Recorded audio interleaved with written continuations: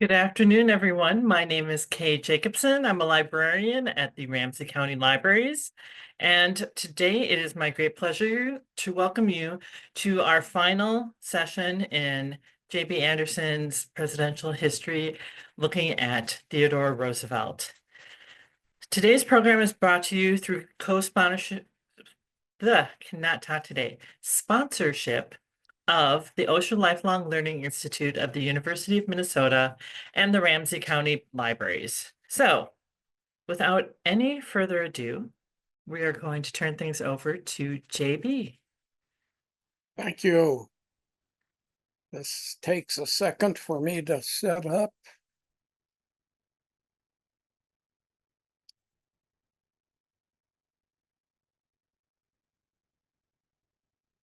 Okay, you should all be seeing the slide now. And what we're going to start with today is some of Roosevelt's attitudes. And I do mean that in a positive sense. First of all, his nickname. Well, he wasn't happy about this. His nickname was Teddy. He's still called Teddy Roosevelt to this day. Never allowed it to be spoken to his face, however. He hated it. Same thing was true with Abraham Lincoln and Abe. Abe was started when Lincoln was running for president, and it was shorter to put on posters and stuff than Abraham, and he hated that. Roosevelt was the same with the nickname Teddy. Okay, how about the teddy bear? 1902 at a hunting party, Teddy Roosevelt was out with a group of guys, and a baby bear got trapped by some of the men. They clubbed it, tied it up. It was still conscious and moving about. They went to Theodore Roosevelt and said, "Hey, you can shoot it." And here's a cartoon of that incident, political cartoon kind of, and you can see Roosevelt has his palm up and doing this. TR responded, "That's unsportsmanlike." Well, that's interesting in light of the fact that if he's standing 40 feet away from an adult bear with a rifle, a weapon no bear has, that is sportsmanlike. The businessman Morris Mitchum created a stuffed bear as a result of this nickname, Teddy. And he called the bear that he put on sale then a teddy bear. Here's a picture of Morris Mitchum and one of the original teddy bears. Here's graphics of a woman and a child. This became a national craze, still is to this day. Women and children like them. They carry them around. The bear made a heck of a lot of money. Mitchum ended up founding the Ideal Toy Company after the bear went totally berserk with sales. The song, The Teddy Bear's Picnic, is based on this incident and the reporting of it and so on. The photograph on your right there is of John Walker Bratton, who wrote The Teddy Bear's Picnic. "If you go down in the woods today, you're sure of a big surprise. If you go down in the woods today, you better go in disguise. For every bear that ever there was will gather there for certain, because today's the day the teddy bears have their picnic." Strenuous life, another attitude of Roosevelt's. This really means exercise. He referred to it as a strenuous life. He would box several times a day, had a rink all set up, and he'd go out there for half an hour or so, 3 times a day. He got hit in the head once. It detached the retina in his left eye, and he became blind in that eye, and that's when he stopped boxing. This happened in 1908. There's a picture of him as a young man in a boxing outfit, and then a picture of him as president. 1908, he was president, and that's when he lost the sight in his eye. He gave up boxing as a result. Said, well, that's too dangerous. I don't want to get further injured or go totally blind. So he turned to jujitsu, and he earned a black belt, highest order in that sport. Here's a painting of Roosevelt in a boxing ring. He also swam. This is a photograph of him swimming nude in the Potomac River. Those of you that heard my John Quincy Adams lecture over the years, I have a large section on John Quincy Adams swimming daily in the Potomac River in the nude, which was not uncommon in their days. Coffee, another attitude of his. He loved coffee. He literally drank a gallon of coffee every day. A gallon is 128 ounces. Now you're awake 16 hours a day. You divide 16 into 128, and you've got 1 8-ounce cup of coffee every hour that he was drinking. No wonder the guy was hyper. After finishing a cup, he once said, "Good to the last drop." And the term caught on. Maxwell House ended up using it as their motto for over 100 years. They didn't stop until the 2000 aughts here, about 20 years ago or so. Publications of Theodore Roosevelt. He had several books that he wrote. We're going to talk about a few of them. The Naval War of 1812 is one. There's a picture of the cover of that book. He talked about how ships can move themselves about, their maneuverability, compared them to by size to different abilities to move. Talked about leadership techniques, who's the captain, what's an ensign, so on and so forth. Talked about cannonballs, how far do they go, how much do they weigh, etc. And here's a second book, African Game Trails. After his presidency, he spent 2 years in Africa and on safaris. And here's this book that he wrote. The cover of the book you can see is he's shooting a lion that's attacking a person there. And he hunted big game mostly, but lots of small game also. And on these expeditions, he would collect plants. So a lot of science involved. If you ever get to Manhattan, go to the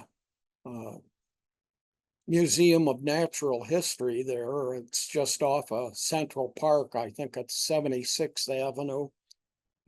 And a lot of the stuff he brought back from Africa is in that museum. Through the Brazilian wilderness, and this is another expedition that he did, investigating the rainforest. He almost died on that expedition. Asked people, just leave me here, keep going on, find the source of this river, and they refused to leave without him, so they eventually recovered. Rough Riders. This is a name applied to him and his troops. During the Spanish-American War of 1898, he was in Cuba during that war, and this is the experiences of him and the Rough Riders in Cuba. And he wrote an autobiography. Here's a picture of the cover of it. And it's about politics, and it traces the development of his political ideas. This is a series, a 4-volume series of books, The Winning of the West, and it's about the westward movement of the United States. And so it's exploring, conquering, taking over lands as the United States moved westward. Next thing we're going to talk about is muckrakers. This was a group of writers that were common during his presidency and years before and years after. Give you more of a definition here in a few slides. First, an introduction. He was known as a trust buster, but often despised by muckrakers for not being, you know, tough enough on breaking up these trusts that controlled prices and more. He gave a speech where he called these people muckrakers.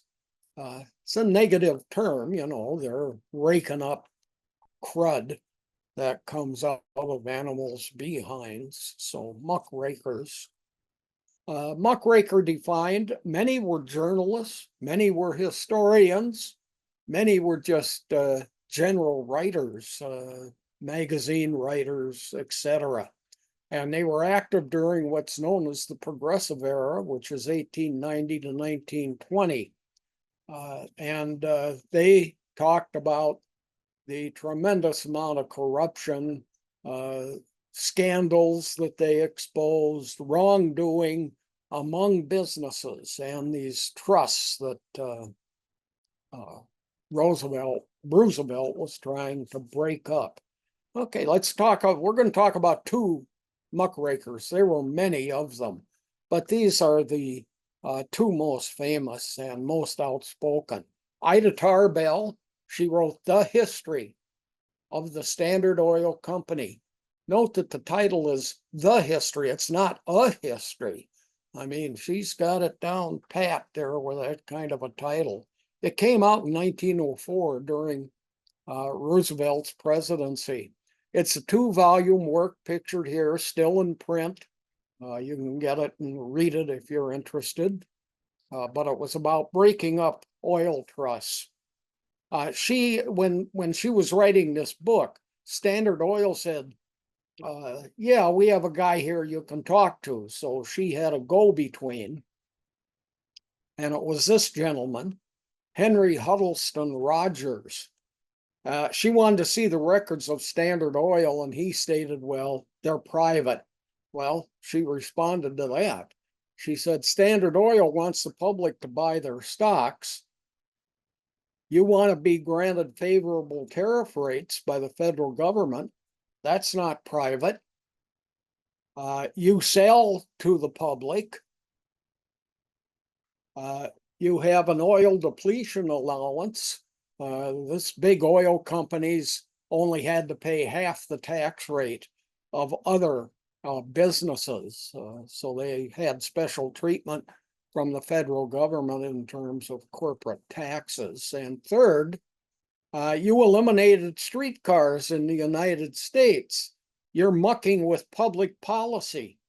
This forced people to buy automobiles. It forced cities to start using buses. Now, take a look at this streetcar. It's electric. It's hooked up to a wire. It's not using gasoline. So Standard Oil was against it. They continued to do this sort of work way beyond the early 1900s. In the 1950s, as a kid, I watched them tear up streetcar tracks near my home, and we ended up having buses in Minneapolis. Standard Oil engaged in lots of nefarious activities, according to her: railroad rebates, patent infringements, where they would not honor other people's patents. They blackmailed people. They created unfair competition. They were really big. We'll talk a bit more about that in the next few slides. And it's a vertical organization. These things are not democracies, corporations. They are top-down organizations. They are not bottom-up people ruling, etc. This is a picture of Ida Tarbell in her home office. Got gigantic bookcase with lots of books. Most of them look like series of books. She asked about rebates from the railroads. This man that she had contact with at Standard Oil, and he said somebody would have taken them. Yeah, in other words, why not us? This is a picture of the gentleman who was her contact at Standard Oil, and it's a picture of him with his very close friend, Mark Twain, the novelist. Tarbell said the power of Standard Oil could have stopped all rebates to other companies, of course, making their products cost more, and Standard Oil would benefit from that. The old argument is, well, everybody's doing it. You know, if somebody says, hey, how come this, how come that, you can go, well, everybody's doing it. That really tends for many people to be an argument for doing something that is questionable. And it's become the main moral argument in history. Well, other people are doing it. Here's this is, I think it's supposed to be Moses with 10 commandment tablets. Thou shalt not cheat, steal, use profanity, gamble, or lie. And then on the backside, it says, unless the alternative is failure, unless it's just a music download for personal use, unless everyone else is doing it too, unless it happens to be your lucky day. How can it be wrong if it doesn't hurt anybody? So it wasn't just about rebates. Railroads gave Standard Oil special treatment over their competitors. They gave shipping information to Standard Oil. Hey, we'll start using another railroad. And they said, okay, well, fine, you can look at our shipping information. Standard Oil then ordered its competitors' shipments to be side railed. They'd call the railroad company and say, pull them over on a side railing and make them sit there for 2 days so their deliveries are late. Slow them down. How did Tarbell know about all this stuff? She had a whistleblower at Standard Oil. Of course, that term wasn't used in those days. A young man came forward, talked to her. He saw his Sunday school teacher's name on a documents at Standard Oil, and it was quite a few documents. He thought, well, I'm going to read these. What's my Sunday school teacher doing?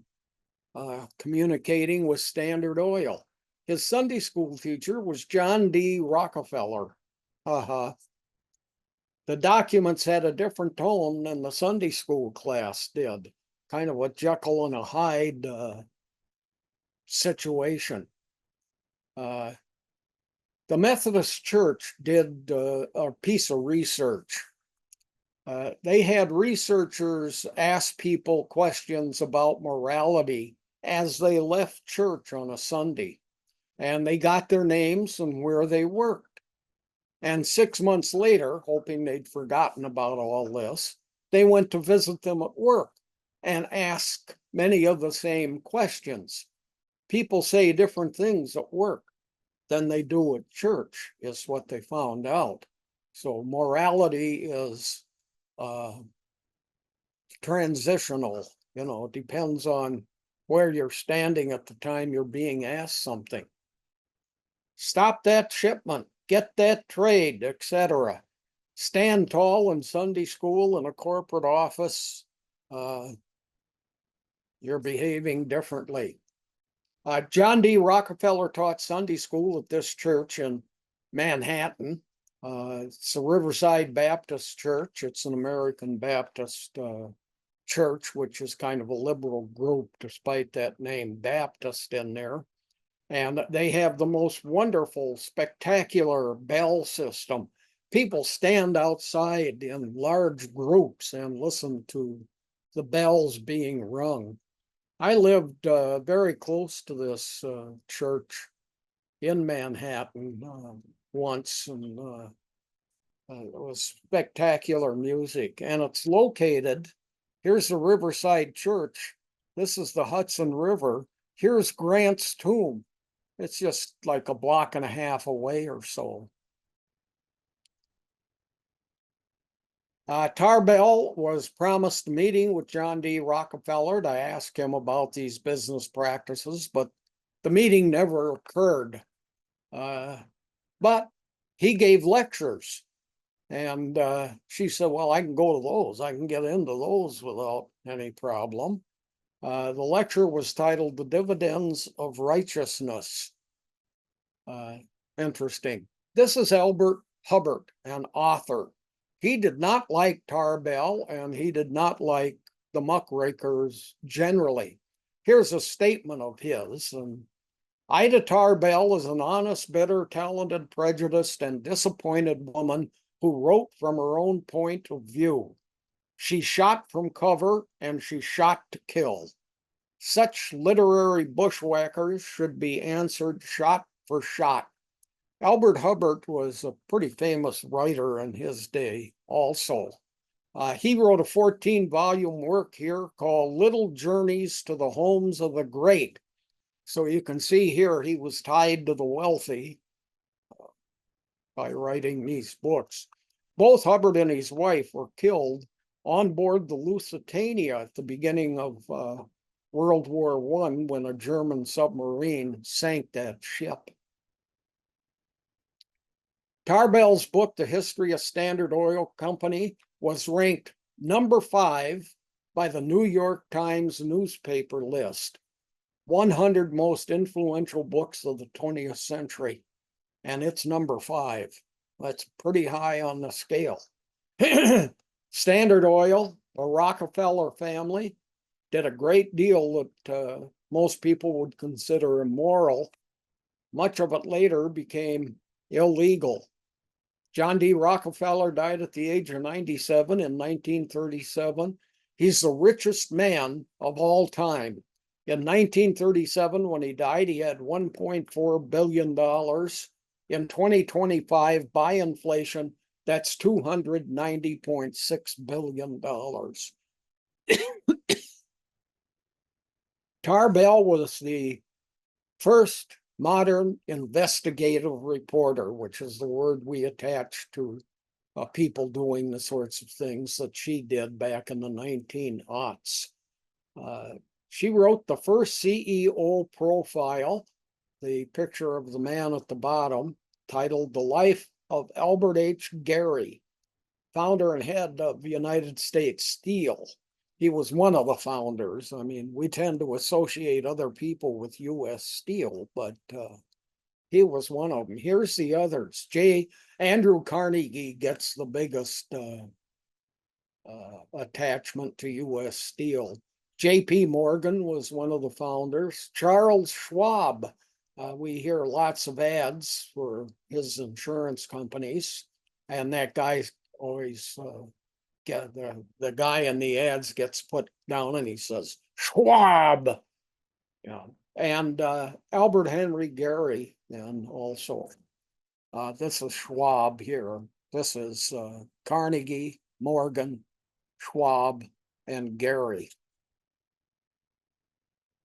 Muckrakers. Next one we're going to look at is Upton Sinclair. Here's a photograph of Upton Sinclair, tight-fisted. He's the author of a very famous book, The Jungle, and it's an expose of the meat packing industry. So you got Tarbell doing oil and gasoline, and here's Upton Sinclair's book about meat packing. He was a socialist, and he was a political candidate also. This is the 1906 book, The Jungle, still in print. You can buy it on Amazon or order it through any bookstore. An expose again on the meat industry. Roosevelt found the book hard to believe. He read it and he thought, well, this can't be true. People wouldn't do such things. And anyway, Sinclair is a socialist, so we can write him off.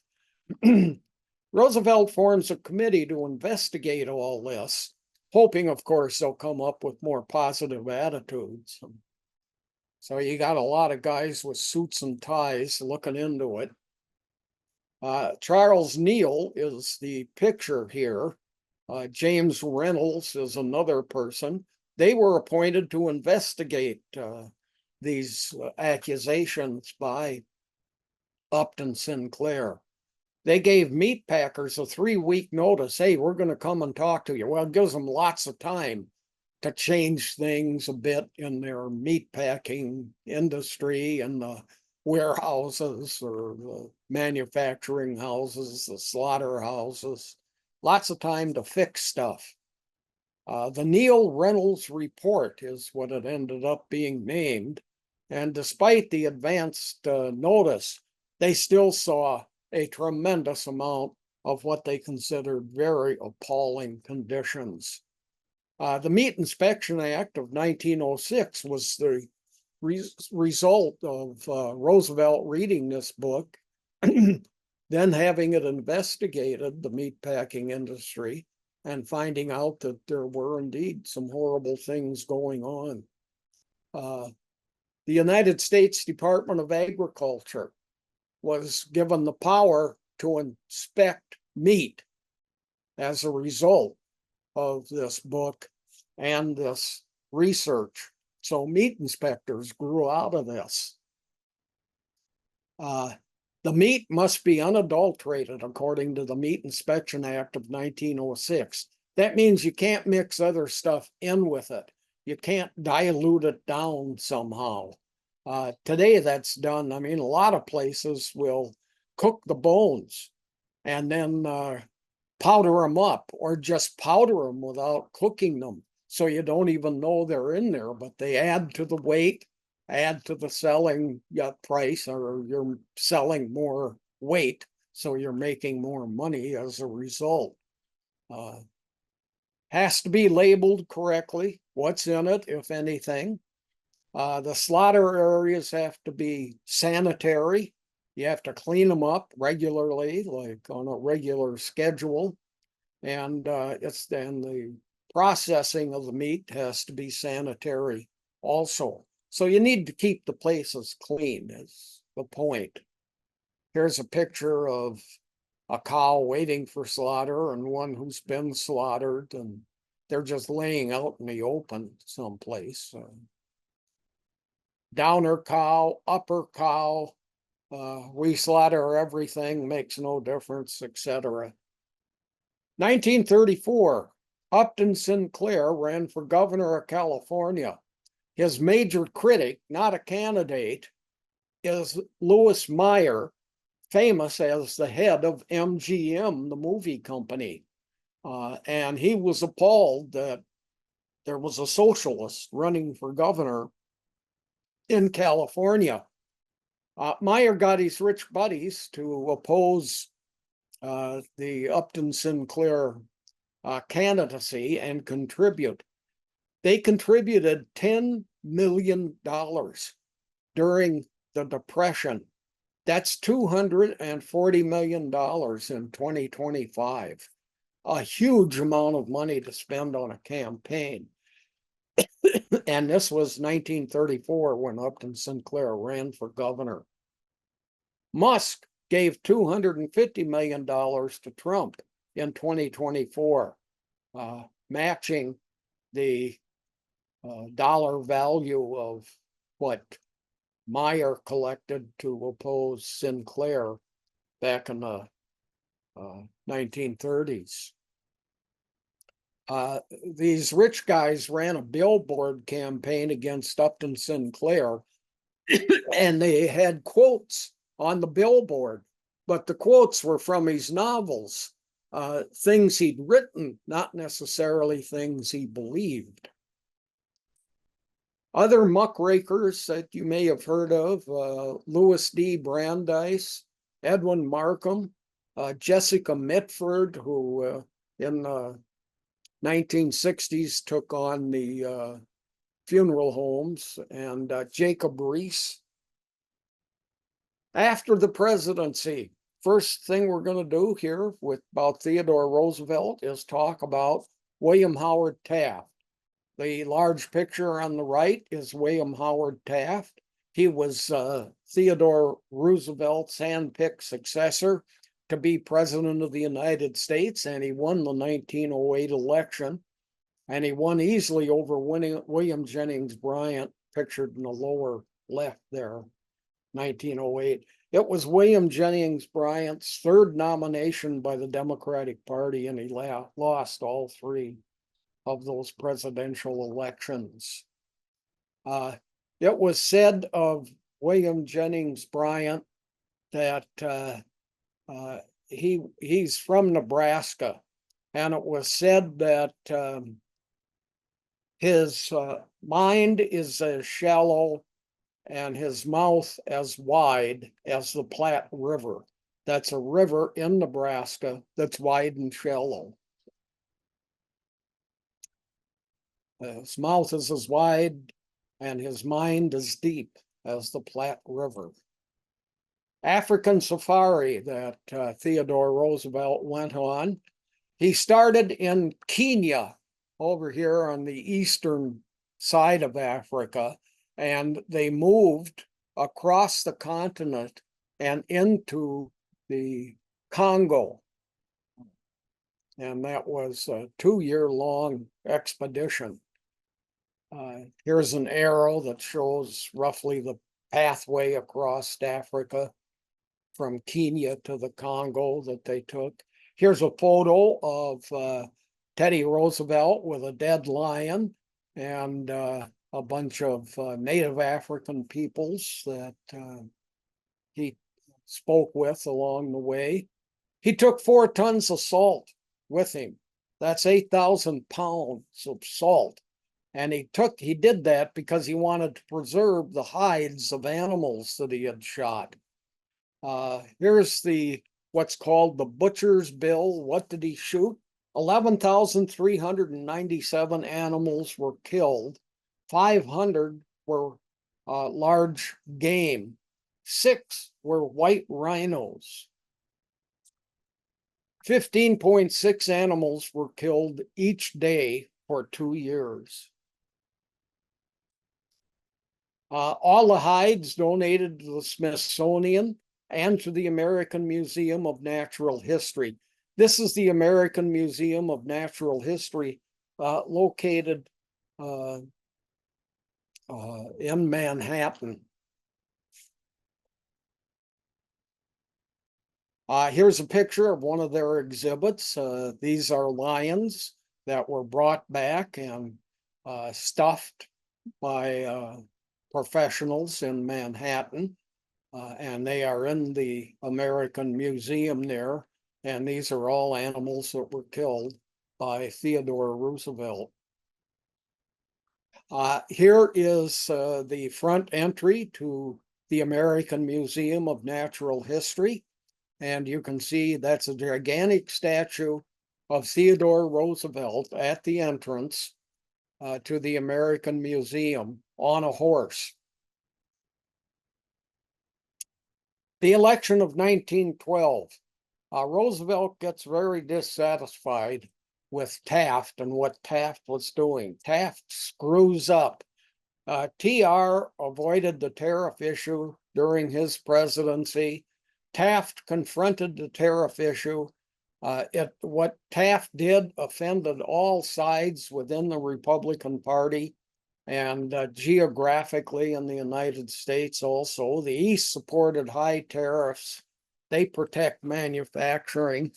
The West and South were opposed to tariffs. They were agricultural areas. The products they wanted to buy that were manufactured products cost them more because of these tariffs as a result. So they wanted to be able to buy manufactured products inexpensively, but they wanted protection for their own agricultural products. So Republicans are now split on some issues. Taft fired the chief forester that was heavily supported by Theodore Roosevelt, pictured here, Gifford Pinchot. And sounds familiar in 2025, I suspect. Firings are now in the thousands. Taft trusted judges, let them decide the business and the conservation issues. That's for the legal system. It's not for the executive branch. So he didn't challenge any of this stuff in the courts as Teddy Roosevelt had done. And Taft was an attorney. Republicans are now split deeper and wider over these issues. This is Robert La Follette, Wisconsin senator from 1906 to 1925. He did not like high tariffs. He's from Wisconsin, a Midwestern agricultural state. Conservation started to backslide under Taft, and La Follette didn't like that. And he ended up starting a third party called the Progressive Party. So now Republicans are really split. They got pants with different colored legs. Teddy Roosevelt enters the 1912 race. 3 candidates in the state primaries for the Republican nomination, and they include T.R. Taft and La Follette, all trying to get the nomination. La Follette really got strained in the campaigning, ended up having a nervous breakdown, popular term, not a medical term. It's really depression and anxiety. And his support ended up going to Teddy Roosevelt, who wins in the primaries. So primaries were a new thing, and they were a Progressive Party idea. They're the people that started it. This was their first use in 1912. TR won 8 of these primaries, Taft won 3, and La Follette won 2. Okay, take a look at that, 8, 3, and 2. And the nominee is Taft. What? Well, Taft got the Republican nomination. Primary elections were not binding. Delegates didn't have to vote for the person who won in their state yet. Theodore Roosevelt got 1.2 million popular votes in the primaries. Taft got 800,000, and La Follette got 300,000.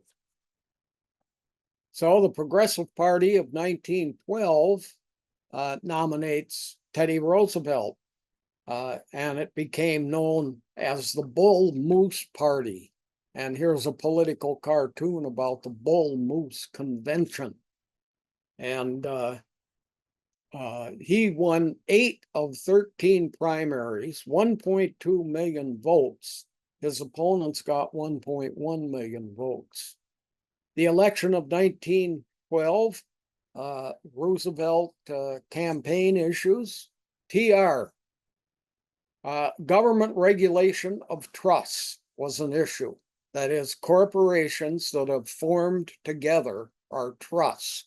And that was an issue in this 1912 campaign. Taft, let the court decide this stuff. It's got nothing to do with people running for the presidency. It's about corporations, and it's about consumers, and it's a legal issue. So courts decide means there's thousands of lawsuits are filed. They take years before they work their way through the court. Corporations can file bankruptcy if they lose and start up again the next day under a different name. So what do? You know, that's the arguments that are being used by people that want this to be a political issue. Courts decide. George W. Bush's position 100 years later. A lot of the same people complain about overcrowded courts, frivolous lawsuits. This was an issue during the George W. Bush administration also. Courts versus the president. Roosevelt, there was an assassination attempt on his life during the campaign. It occurred in mid-September Now you got October, and then early in November is the election. It occurred when he was campaigning in Milwaukee, Wisconsin. The man that shot him is John Frank, pictured here, who was a saloon keeper. And he got very close to Teddy Roosevelt, was able to hold the gun almost next to his chest and shoot it.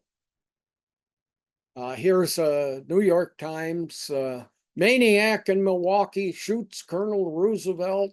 He ignores wound, speaks an hour, and then goes to the hospital. Here's the X-ray. X-rays were about 15 years old or so at the time. And this is the X-ray of Teddy Roosevelt's chest. And you can see the bullet there with the yellow arrow pointing to it. This is Alice Roosevelt Longworth on our left, his daughter. And on our right, Catherine Medill McCormick, who was a friend. And they're leaving the Mercy Hospital in Milwaukee after Roosevelt had been shot. Of course, they immediately got on a train and headed to Milwaukee so she could visit her father, and McCormick could visit her friend. Note the Victorian clothing. This is 1912, but people are still wearing these, women are still wearing these types of, it was really the 1920s that did a great deal to change fashion for women, including cutting your hair. Kathleen Medill McCormick. She lived 1875 to 1967. She was 93 years old. She's the niece-in-law to Cyrus McCormick, who invented the agricultural reaper, and that's where she got a tremendous amount of money from. Was her husband was a direct relation to Cyrus McCormick. She donated her fortune in the 1950s to the discovery of the birth control pill, paid over 90% of what the research and on the birth control pill was. And that was during the 1950s. Birth control pill was released to the public in 1960. So this is the woman that gave us the birth control pill and was a friend of Theodore Roosevelt's. Theodore Roosevelt's pocket contained his speech, which was folded. Now, the speech was 50 pages in length. You fold it over once, and it's 100 pages in length. And then the bullet also passed through an eye case. We have close-ups here. And these are the actual pieces that were in Roosevelt's chest suit pocket. Here you can see where the bullet passed through his eye case, and here where it passed through his speech. He coughed, no blood came up. He was a wise enough guy that he knew that meant I'm not bleeding in my lungs. So he said, fine, I'll go ahead with this speech. Spoke for an hour, then went to the hospital. Many times during the speech, he said, I have a bullet in my chest. Campaign stopped for a week. All three of these men said, we're not going to campaign. Let's see if he survives this wound. And his survival became apparent. Campaigning proceeded again. Election results. 4.1 million people voted for Theodore Roosevelt, 3.5 million for Taft, 6.3 million for Wilson. 88 electoral votes went to Roosevelt, 8 went to Taft, and 435 went to Wilson. Taft is the only president seeking re-election to place third in a presidential race. And Roosevelt carried the state of Minnesota. Since 1860, when Lincoln became the first Republican to win a presidential election, This is only the second time now. It's 52 years later. This is just the second time that a Democrat had won the presidency. And another Democrat, this is 1912, another Democrat won't win till 1932 under FDR.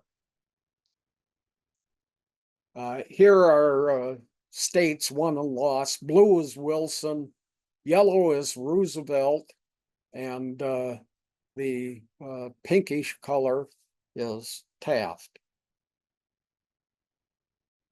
Wilson, again, second Democrat elected to the presidency in 52 years up to that time. From 1860 to 1932, that's a total of 72 years. These are the only two Democrats elected to the presidency. Grover Cleveland, Woodrow Wilson, both serving 2 terms. That's 8 years. So 16 years out of 72, 56 years for Republicans, 16 years for Democrats during this period in our history. Republicans since 1860 are still over 60% of the presidential terms. 1860 to 2029, there's been 21 Republican presidents, and there's been 9 Democratic presidents. That's 70 versus 30. But that's just counting the person and their party affiliation. Actually, since 1860, we got 101 years of Republicans, 68 years of Democrats. That's 59.8% of the time we've had Republicans in the presidency, 40.2% Democrats. Place and participants on this South American expedition, known as the Rondon Expedition, the Brazilian into the Brazilian rainforest.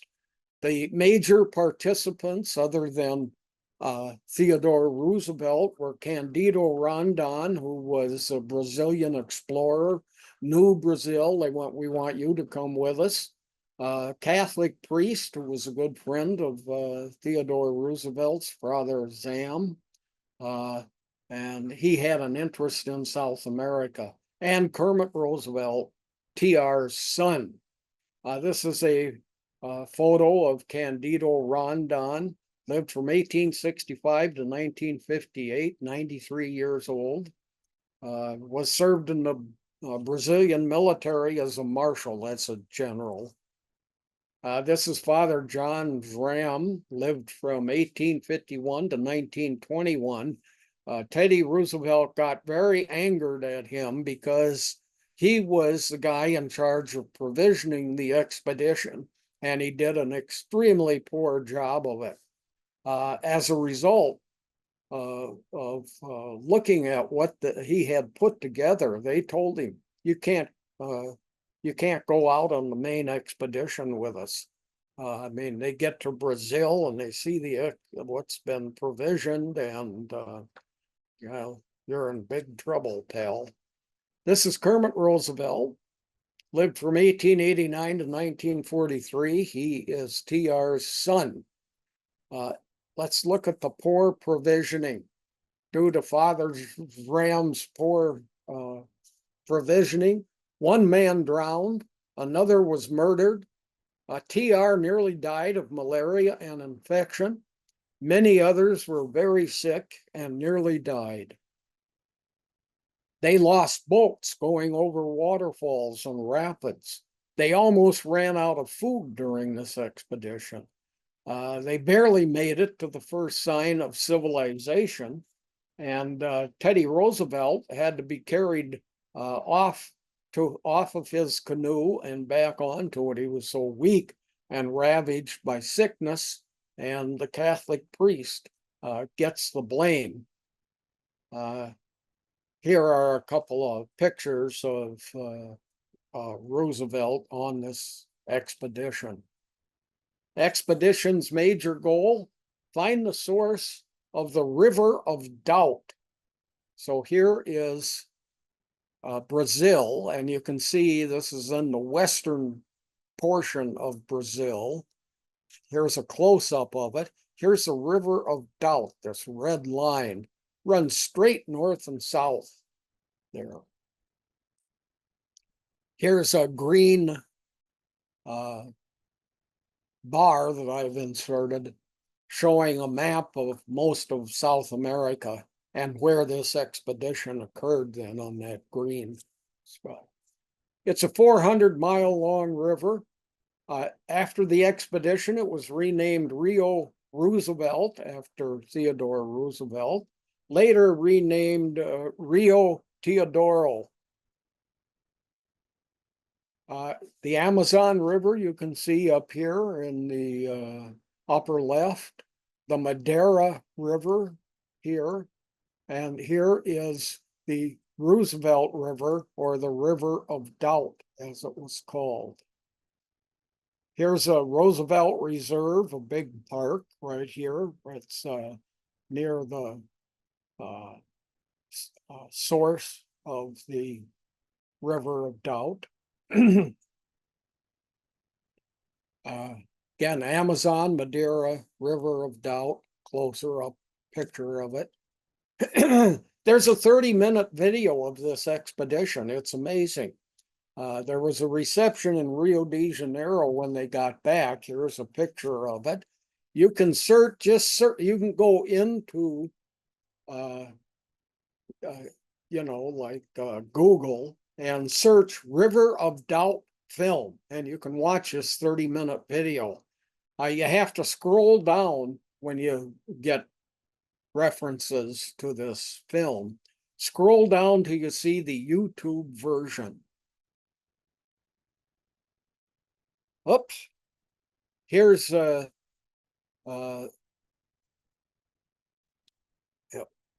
there we go. And here from the Library of Congress in Washington, D.C. Here is the reception in Rio de Janeiro. That's another film at the end of the expedition, and you can watch that. Well, I'm not going to sit here for 15 minutes and we're going to watch it. We're going to keep moving here, but there's very interesting stuff. Old movies, black and white. South American expedition, TR's condition. Contracted malaria. He cut his leg. The leg wasn't healing. The leg became infected. His son, pictured here, kept his father alive. TR was telling his son all the time, just leave me here. You people get out of here, etc. Kermit Roosevelt kept his father alive. Roosevelt lost 50 pounds on the expedition. When he got back to New York City and got off the ship he was on, people were there to greet him. People that knew him didn't recognize him. He had malaria, leg problems for the remainder of his life. Many historians contend that his life was cut short by 10 years due to this expedition. Here's a book on the expedition. On the left is the writer, Candace Millard, and the book is titled The River of Doubt. So that's a book you can purchase on Amazon or through any bookstore. World War I, critical of Woodrow Wilson is Roosevelt.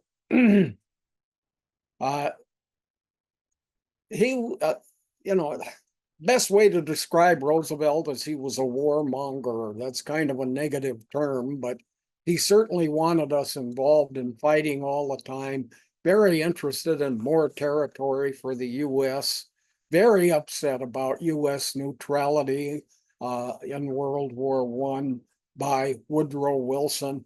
Woodrow Wilson's 1916 campaign slogan was he kept us out of the war. We didn't enter World War I until the last 10, 12 months of the war. So Roosevelt, this is an ex-president now, very unusual for an ex-president to do this. He goes public with his criticisms of Wilson. We should be fighting in this war. Now, we have seen in 2025 already, both Obama and Biden have spoken about Trump policies.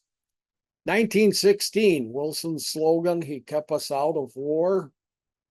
Roosevelt actively campaigned against Wilson for Charles Evans Hughes, pictured here. Hughes had been governor of New York, associate justice on the Supreme Court, secretary of state, and he was chief justice also on the United States Supreme Court. This is a picture of Charles Evans Hughes and his daughter as an adult on the left. She was among the first people to be treated with insulin. Here's a picture of her on the left. Now, insulin was discovered by a Canadian. Her mother went to Canada, said, "How much money do you want? I want my daughter involved in the tests." And he said, "We don't do that." You know, the guy that discovered this was a socialist, insulin, and Banting was his name. And he said, "No, get out of here." Well, other Canadians took Banting aside and said, "Do this or else." So he took money from the Hughes family, and their daughter Elizabeth was part of the tests. And this is what she looked like after about 4 months of insulin injections. She went from when she arrived on the left to her condition on the right. This is Banting, who said no to her inclusion. And they offered to pay, and Banting was criticized. Insulin prices have steadily risen in the US. Here's a graph. You can see this is pretty amazing. This is the guy that is associated with insulin today and was raising the prices of it. He was served to 7 years in prison for doing that. I served 4.5 years. Excuse me. Involvement in World War I. German Americans, Irish Americans, before US entry into the war, these were two groups of immigrants into the United States that had been supporting Germany in the war. Roosevelt made numerous speeches against these hyphenated Americans and their anger against or their siding with Germany. He started an infantry division in 1917 before the war broke out. Wilson had it shut down. This is TR's son, Quentin. He was killed in World War I. His airplane was shot down over Germany. 1920 presidential election. TR runs again. He had lots of support, was the front runner for the Republican nomination, but he got sick. And he threw his support to General Leonard Wood, pictured here on the cover of Time magazine in this graphic. Achievements, concerns about Theodore Roosevelt. There's 5 of these. It was an imperial presidency. He really was the center of attention during his presidency. That may have happened anyway because of the rise of newspapers. What role did newspapers play? This may not have been politicians bringing attention to themselves as president. May have been the result of newspapers and people reading them like crazy. Easy to report on one man, once newspapers became strong. Very difficult to report on 535 people in the United States House of Representatives and the Senate. Proto-fascism charges were brought against Theodore Roosevelt. He's ignoring Congress. He's an imperialist. He wants to take over other countries, etc. Do you have an imperial presidency today? Lots of books have been written about the coming of an imperial presidency, the establishment of an imperial presidency, certainly has grown in power over the last 50 years. Second major item was warmongering. Never be a nation without a war, basically what Theodore Roosevelt was about. He was an interventionist and imperialist. His character, he introduced character as a presidential attribute. It wasn't just about issues, political issues anymore.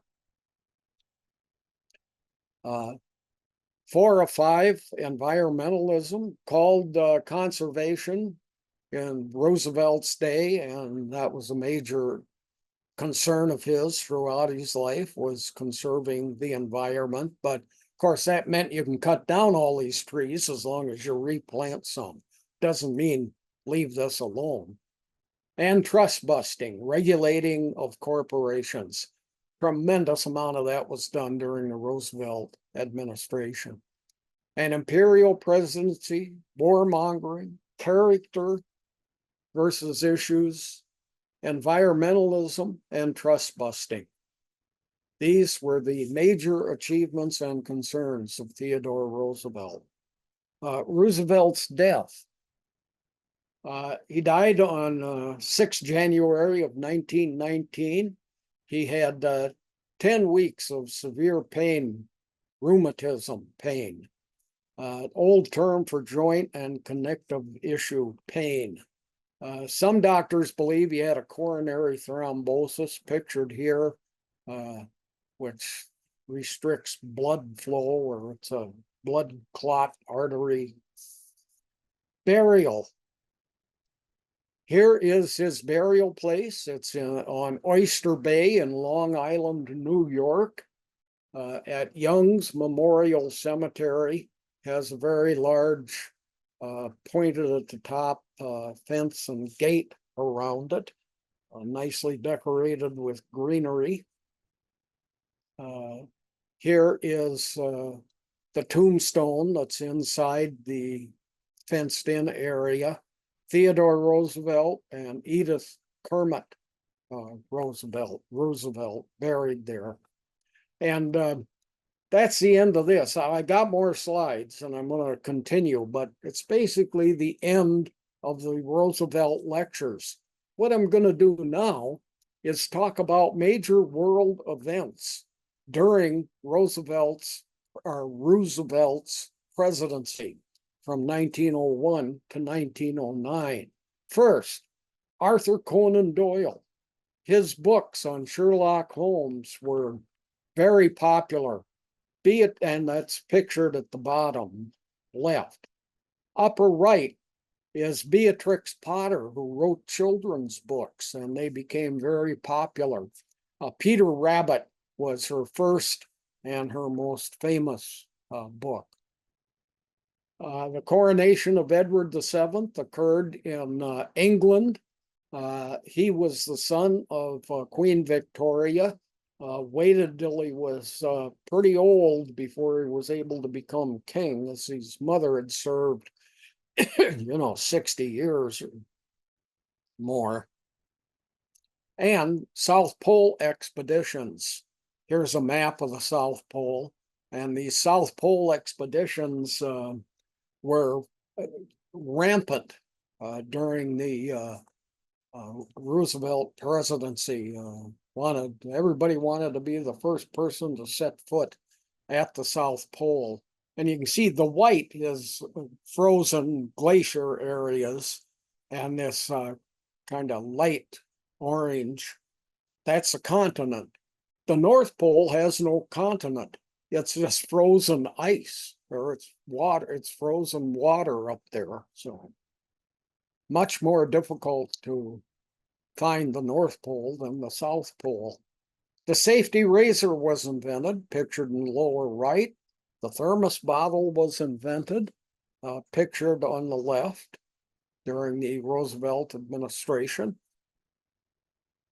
I got one right here, and it contains a beverage in case I start coughing. keeps my diet caffeine-free Pepsi Cola cold. The Wright brothers were flying planes during the Roosevelt presidency. And in 1904 in St. Louis, there was a World's Fair. And there was a guy there running an ice cream stand. And he ran out of cups to put the ice cream in. He went, "What can I do?" Guy next to him was making waffles, and they were real thin. And he said to the guy making the waffles, "Hey, can you make me some of those, but roll them up into a cone shape, such as you see here?" And that's how the ice cream cone got invented. Also, the hamburger, the hot dog, and iced tea were all introduced during the Roosevelt presidency. George M. Cohan, pictured on the left. "You're a grand old flag, you're a high-flying flag, you're the emblem of the land I love," etc. You can listen to this. It's been recorded by lots of people. Just go into Google and type in "grand old, play me grand, you're a grand old flag." And IQ tests came out in 1906. Albert Binet was the man a Frenchman who started IQ tests, known as the mental testers movement.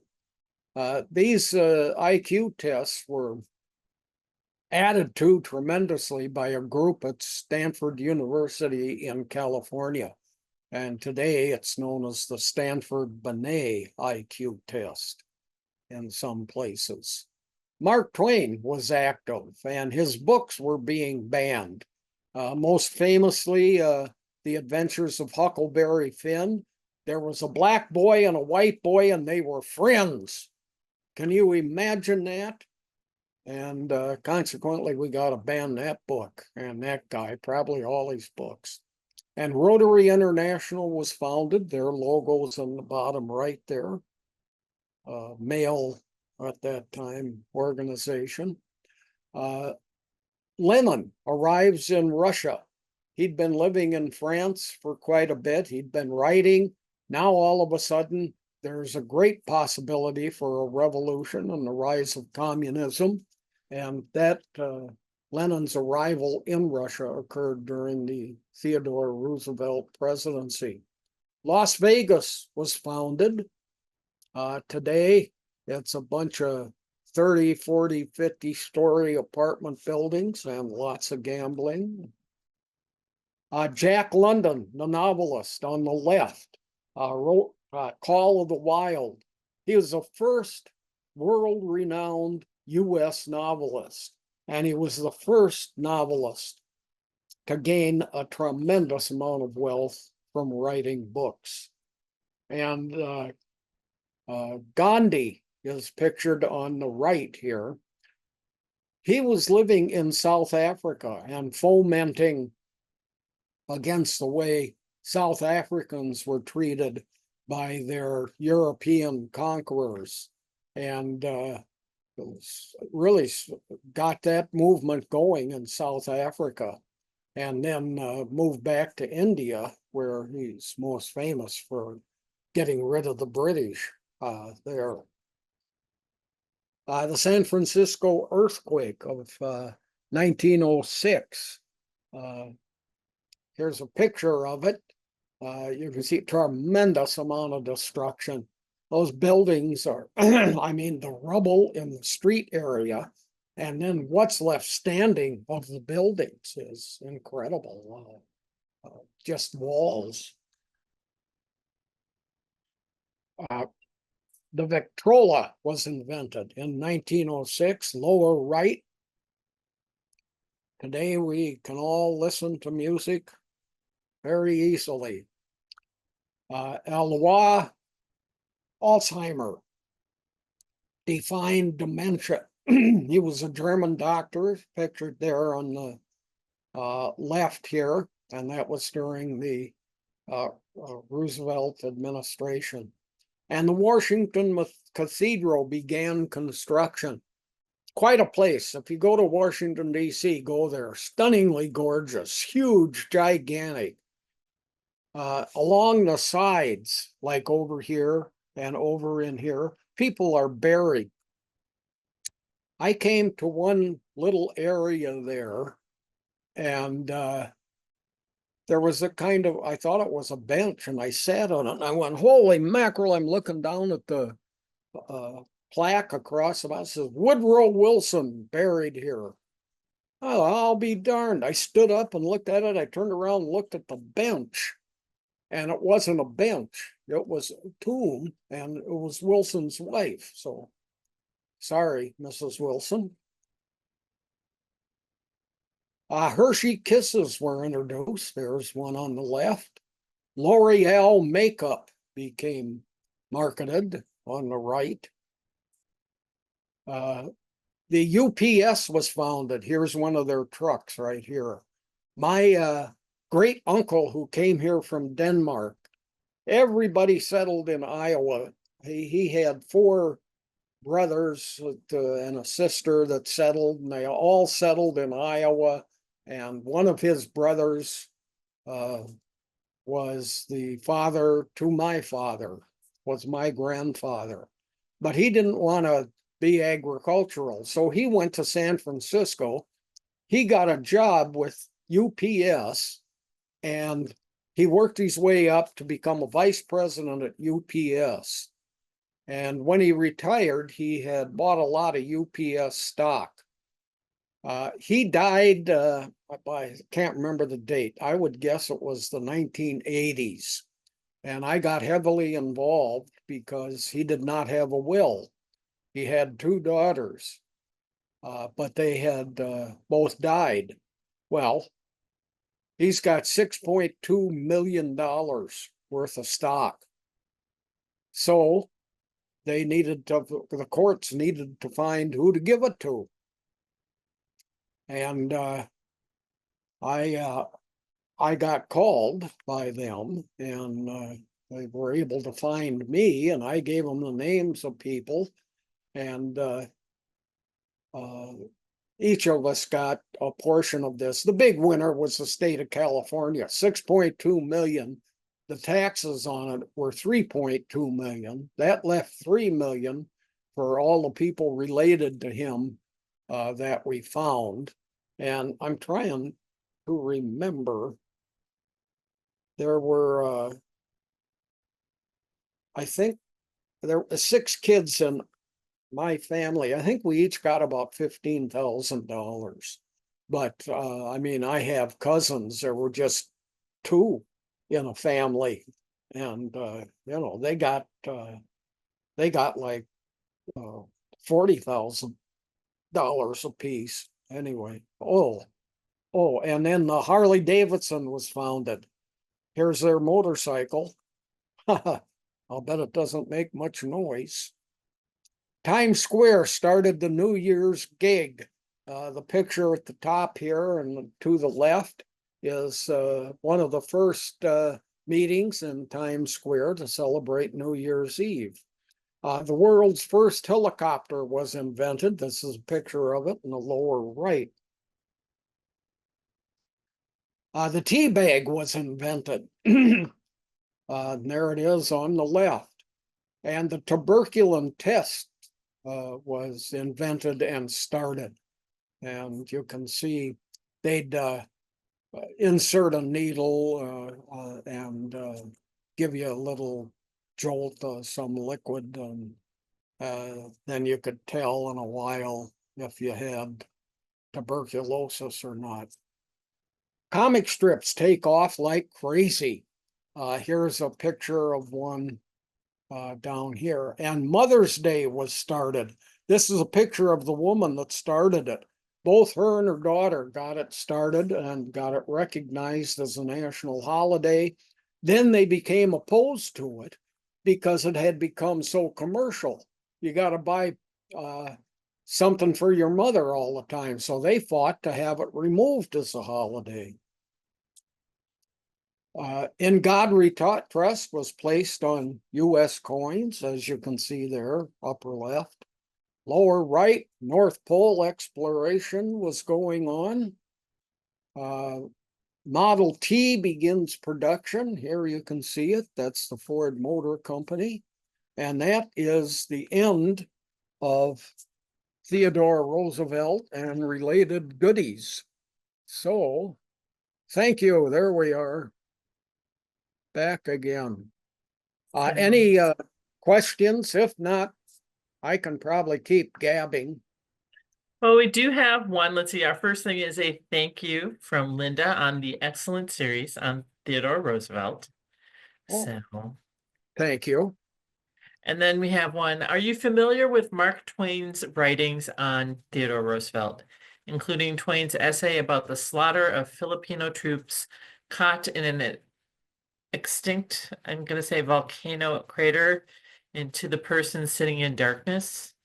Uh, well, I've heard about that. I know nothing about it, and I haven't read any of that stuff by Roosevelt. But yeah, that was the Spanish-American War, and we took over the Philippines. And he also mentions that Twain's autobiography includes strong criticism of Theodore Roosevelt's imperialism. Yeah, So, yeah, um, that's it for questions at the moment. We'll give people a moment in time to post some more. I was just going to mention, most of the public libraries do have Theodore Roosevelt works in their collections. So you can easily, if you want to read more about his different expeditions, his own autobiography, things like that, you can easily find that by just typing in his name as an author and have those come up, even on the mobile app Libby, which most of the libraries use here in the Twin Cities. There's also his works there too. So easily accessible. Also, the one book you mentioned, River of Doubt by Candace Millard, is also available at many of the public libraries. So right. wanted to point that out. I And would like to say that not teaching this summer. that's right. It'll be about 4.5 months. I'll be doing some work in the fall or teaching again in the fall. But I think for a year, the 3/4 of next year, I'm going to move away from the presidents. I taught psychology for 15 years, and I'm going to do a list of these famous psychologists over the next year, or I'm pretty sure that's what I'm going to do. So Freud, then Adler, Jung, Skinner, those guys. We'll see. that was the question. What is the next lecture series going to be? So you're thinking of doing psychologists. Okay. Uh, and, uh, please come and join. I actually have more credits in psychology from when I was in college than I do of history. So, No. and it was, it's the philosophical movement, which is now frowned on, is all of these guys that had theories. Now it's science and psychology. So we'll talk about these old theories and how these famous people we've all heard of who were psychologists have what their philosophy was, what they thought people were, Mhm. you know. Okay, Yeah. someone says, I read that when asked why he volunteered to fight in the Spanish-American War, Theodore Roosevelt said that those who advocate for war should fight them rather than sending others' children to do so. Yeah. Yeah. So something he actually said versus just something credited to him. So, Yeah. okay. Someone's asking you to please repeat what you said about ex-presidents commenting on current presidents. Oh, generally, that's been considered something that you would not do, is talk about a current president in office, ex-presidents. We're going to leave these people alone. Whereas there's been situations now where that has become more common. Uh, when Franklin Roosevelt was president, Herbert Hoover said nothing about it, you know, and so on. And that pretty much been the ethic among former presidents is you don't enter into discussions about what's going on now. And we have seen far more of that. And of course, the most overwhelming talk was Biden's 4 years when he wasn't president, talking about, Trump's 4 years when he wasn't president, he was doing lots of talking about Biden. And now Biden and Obama have both made comments about the Trump administration. So, But it's a kind of an ethical issue for these guys. right. And it's becoming, it's got cracks in it now. And I hate to say cracks because that makes it sound like something negative. I think they ought to be talking all the time about each other. But anyway. So, well, it's nice when they reach out to the others as advisors, kind of like ex, um, you know, you know what I mean, ex officio. Thank you. I was like going, I knew I could say it. Someone says, I agree with your proto-fascist comments. Any coincidence that the next series is based on psychology then? Oh, no, I don't know. Just kind of Yeah. laying the groundwork for, I looked it up because I was like, what does proto-fascist mean? It just refers to ideologies and movements that laid the groundwork for or are precursors Yeah. to fascism. It's just a term used to describe various influences. Yeah. So They're precursors to the rise of fascism. Winston Churchill made an interesting speech. He said the fascists have lost the war, but they may win the century.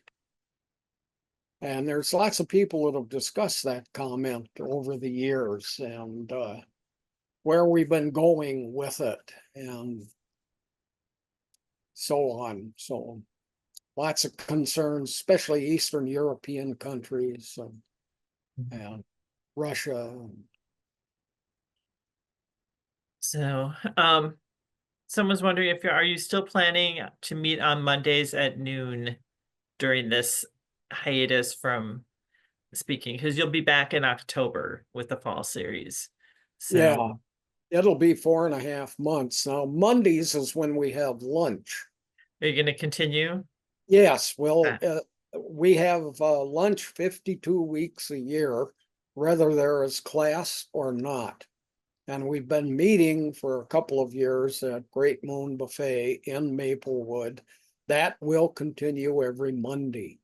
Now, I'm assuming that, and it's not my decision, but I'm assuming my class will meet again on Wednesdays at the same time in the fall.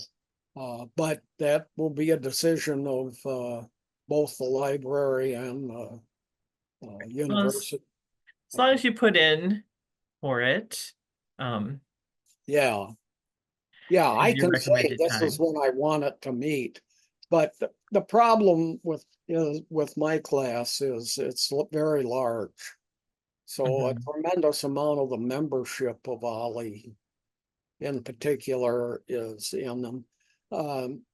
So they want to put me in a place where I don't conflict with much of Okay. other So classes' time slots.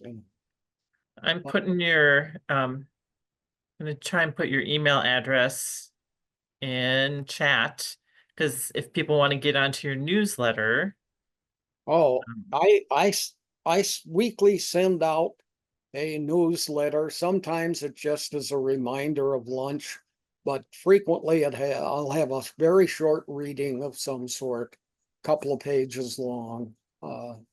Yep, so you can check the chat box, people, and see the link. I posted that there. Good. And let's see.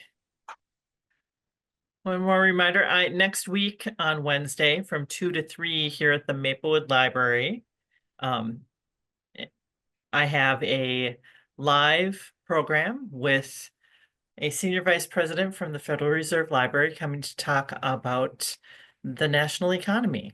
So if you want to show up for that, or you can check on the website under events, just click on events at Maplewood, click on May 21st, and you can, I have a sign up requirement, but there's still plenty of seats available for that. You could even just come in, but thought that would be a really interesting topic right now to have somebody come out. So it's a senior vice president from our local Federal Reserve will be here.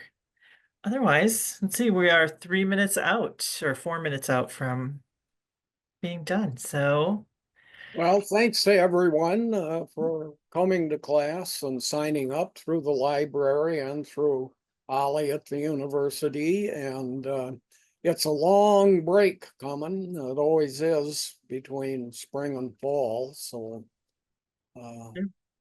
and one of the things that I send out weekly is places I'm speaking. So you can, like I've got one coming up in Coon Rapids here pretty quick. And if you live up in that area, you could come to a lecture up there, etc. So anyway, have a great summer. yep, and I am hosting 2 classes in June through OLLI, still Tuesday with the Scholar and Great Decisions. And you can always, there's openings on the library side of things for seats for that, to get the links.